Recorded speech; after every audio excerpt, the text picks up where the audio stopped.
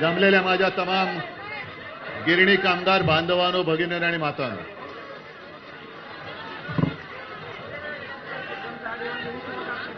जरा सगळे शांत बसलं तर बरं आहे. एक 4 दिवसांपूर्वी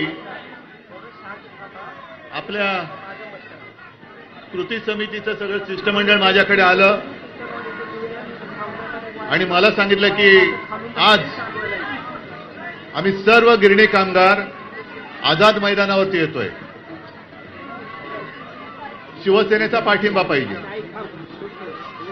म्हटलं शिवसेनेचा पाठिंबा मागण्याची गरजच नाहीये. शिवसेना तुमचीच आहे, शिवसेना तुमच्या सोबतच आहे आणि शिवसेना तुमच्या सोबतच राहणार आहे. गिरणी कामगार, गिरणी कामगारांचा इतिहास, गिरण्यांचा इतिहास, हे आता जे काय आपल्या उरावर बसलेत सत्ताधारी त्यांना काही माहिती नाहीये. यांना मुंबई लुटायची कशी आहे माहिती आहे, पण मुंबईसाठी रक्त सांडण्याची यांच्यामध्ये हिंमत नाहीये. जर या गिरणी कामगारांनी संयुक्त महाराष्ट्राच्या चळवळीत रक्त सांडलं नसतं, बलिदान दिलं नसतं, तर या राज्यकर्त्यांना सांगतो की आज तुमच्या बुडाखालची खुर्ची तुम्हाला दिसू शकली नसती. त्याही वेळेला मुंबईवरती अधिकार सांगितला जात होता, पण तमाम मराठी माणूस, गिरणी कामगार तर आघाडीवरती होता, हा रस्त्यावरती उतरला आणि तेव्हाचं जे सरकार होतं केंद्राचं, त्याला अक्षरशः गुडघ्यावरती आणलं आणि आपली मुंबई आपण राखली. आज त्याच मुंबईमध्ये परत एकदा हे दिल्लीच्या मालकाचे नोकर इकडे सत्तेवरती बसलेत. ते मुंबईतला गिरणी कामगार आणि मुंबईतला मराठी माणूस हा मुंबई बाहेर काढायला आसुसलेला आहे. कारण जग जिंकलं तरी चालेल, पण मुंबई पाहिजे. का? कारण त्यांना माहिती आहे की मुंबई म्हणजे त्यांच्या लेखी. आपण आपल्या मुंबईला मुंबा देवीच्या नावावरून मुंबई म्हणतो, मुंबा आई. पण या सत्ताधारी म्हणजे जे 2 व्यापारी तिकडे बसलेत, त्यांच्यासाठी मुंबई म्हणजे सोन्याचा अंड देणारी कोंबडी आहे. ती कोंबडी कापायला निघाले. एकदा का मुंबईचा गळा घोटला की सगळं काही मोकळं झालं. आणि म्हणूनच मराठी माणसामध्ये आग लावायची, मराठी अमराठी हा भेद करायचा आणि भेदाभेद करून आपल्या पोळ्या भाजायचा, हा त्यांचा एक तो जो डाव आहे. या जयंतराव पण वेळेवरती आले. मी मराठी माणसाच्या एकजुटीबद्दलच बोलत होतो आणि तुम्ही आलात. आम्ही तर आलेलोच आहोत.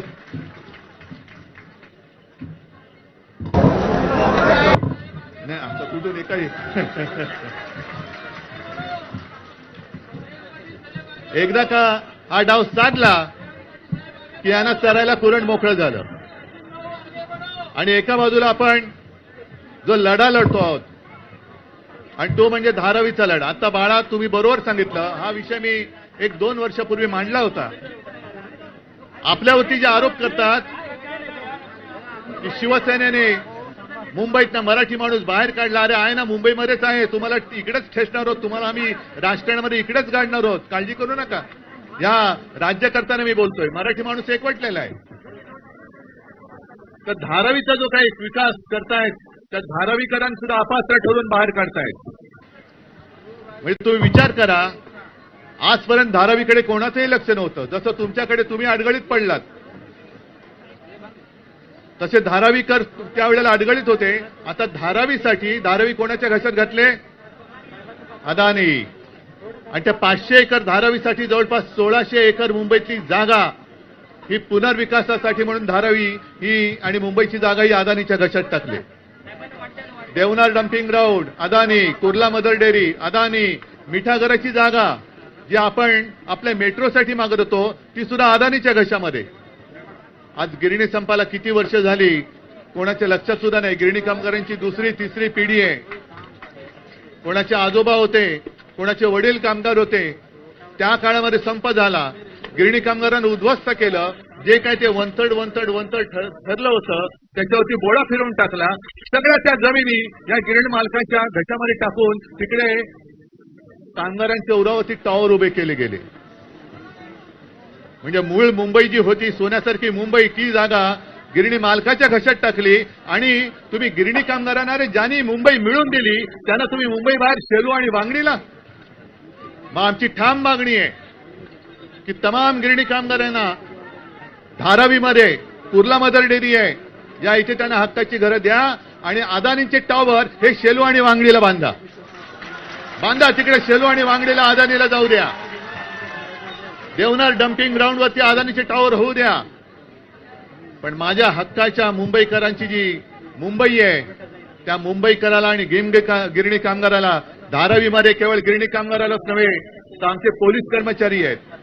मी तर मागणी केली होती गिरणी कामगार आहेत, पोलीस कर्मचारी आहेत, सफाई मजूर आहेत, या सगळ्यांना ज्यांच्यावरती मुंबई आहे त्यांना सगळ्यांना मुंबईमध्ये राहायची हक्काची जागा तुम्ही दिलीच पाहिजे. दुर्दैवाने आपलं सरकार आलं नाही. आपलं सरकार आलं असतं तर आज तुम्हाला हा मोर्चा काढण्याची गरज आली नसती.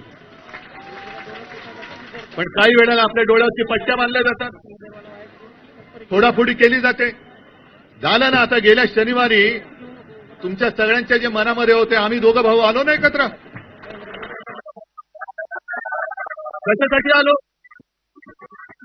आम्ही पण आमच्या राष्ट्रीय पोळ्या भाजत बसलो असतो. मरू दे ना. नाही, प्रबोधनकारांचा नातू, दोघंही आम्ही प्रबोधनकारांचे नातू.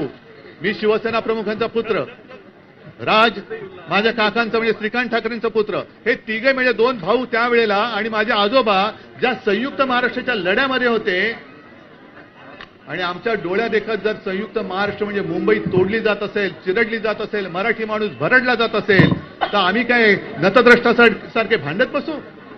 आम्ही मिटवून टाकली भांडणं आणि आता उभे राहिलोय. जो महाराष्ट्राच्या आणि मराठी माणसाच्या मुळावर येईल त्याला मुळासकट उघडून टाकण्यासाठी म्हणून आम्ही एकत्र आलेलो आहोत. त्याच्यामुळे तुम्ही अजिबात धीर सोडू नका, अजिबात हिंमत हरू नका. शेलू आणि वांगडीला अदानीला पाठवायचं आणि धारावीमध्ये माझा गिरणी कामगार आलाच पाहिजे ही आपली मागणी घेऊन आता पुढे जायचं. अधिवेशन सुरू आहे. भास्करवर आले आहेत सगळे, आपले आमदार पण आहेत, अजय चौधरी आहेत, मनोज जामतुरकर तिकडे, महेश आहे, हारून खान बसले, अनेक आमदार आहेत, अरविंद सावंत इकडे खासदार बसले, जयंतराव आहेत, जितेंद्र आव्हाड आहेत. हे सगळेजण या अधिवेशनामध्ये या गिरणी कामगारांसाठी पलीकडे शिक्षक बसलेत. त्या शिक्षकांचा आवाज आपल्याला बुलंद करायला पाहिजे. शिक्षकांचा आवाज, कारण त्या शिक्षकांना सुद्धा विना अनुदानित वा रे वा वापर करून घ्यायचा, गुराढोरासारखा निवडणुकीच्या कामाला लावायचं, जनगणना करायला लावायची, म्हणजे घरच्या नोकरासारखं त्यांना वागवायचं आणि हक्काचं काय असेल ते देताना हात आखडता घ्यायचा. हे हात आता आपल्याला उपडून फेकावे लागतील हे राज्यकर्त्यांचे हात. आणि म्हणून तुम्ही सगळेजण एकवटले आहात. मराठी माणूस आता परत एकदा जसा संयुक्त महाराष्ट्राच्या वेळेला एकवटला होता तसा महाराष्ट्रातला तमाम मराठी माणूस आता एकवटला पाहिजे. जोपर्यंत मराठी माणूस एकवटत नाही तोपर्यंत आपल्याला न्याय मिळणार नाही. आपण सगळे एक आलेलो आहोत. ही एकजुटीची वज्रमुठ अशीच कायम ठेवा. तुम्हाला न्याय मिळून दिल्याशिवाय राहणार नाही हे एवढंच एक वचन देतो आणि आपली रजा घेतो. जय हिंद, जय महाराष्ट्र.